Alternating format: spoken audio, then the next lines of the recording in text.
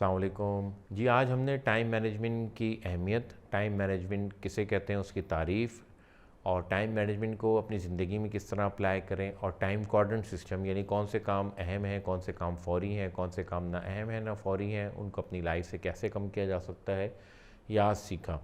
कोशिश कीजिए कि थोड़ा थोड़ा करके इन चीज़ों को अपनी ज़िंदगी में इस्तेमाल करें और अपनी लाइफ पे अप्लाई करें, तो आप देखेंगे कि कुछ ही अरसे बाद आपकी ज़िंदगी जो है वो मैनेज और मुनज़्ज़म होना जो है वो शुरू हो जाएगी। इस उम्मीद के साथ कि अपना आप बहुत ज़्यादा ख्याल रखिएगा। बहुत शुक्रिया। कोई फ़ीडबैक हो तो आप दे सकते हैं, कोई सवाल हो तो आप मुझसे ज़रूर कर सकते हैं बिला झिझक। अस्सलाम वालेकुम।